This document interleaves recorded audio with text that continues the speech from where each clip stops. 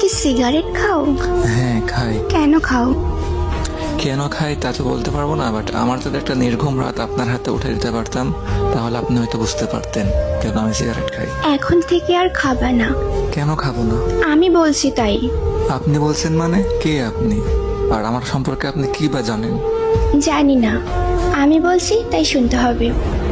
Sorry আপু, মাফ করবেন, আমার পক্ষে আপনার এই কথাটি রাখা কোনোভাবেই পসিবল না। আচ্ছা, আরেকটা কথা, তুমি কি রাত জাগো? রাত জাগা পাপীরা অবশ্যই রাত জাগবে, এটা নতুন কি?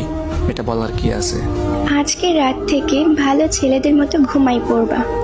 আজ তো আমি আপনাকে চিনিও না, আর আপনার কথা আমি শুনবো বললেই হবে নাকি? জি, বললেই হবে। আর মুখের উপরে তো কথা বলো কেন? মেরে সোজা বানিয়ে দিব।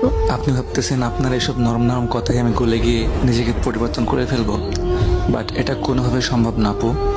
আমি অগোছালো ছিলাম আর অগোছালোই থাকবো, আপনার এসব কথায় কোনো কিছু আমার যায় আসবে না। এত অগোছালো কেন তুমি?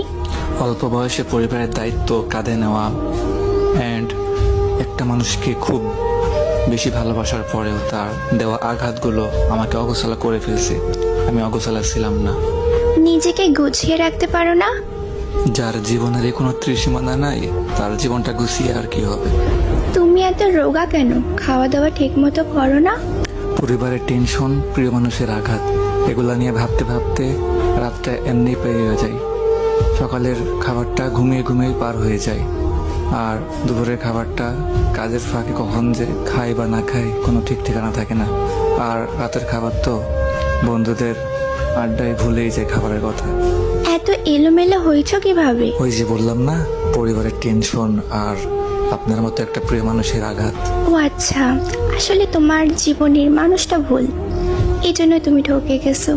হয়তো বা আপনি ঠিক বলছেন, বাট ওরে ভোলা আমার পক্ষে সম্ভব না। কিন্তু এভাবে জীবন চলে না। কালকে থেকে সকালে তুমি তাড়াতাড়ি উঠবা, উঠে ফজরের নামাজ পড়বা, দিন নাস্তা করবা, তারপর সারাদিন আমার সাথে কথা বলবা।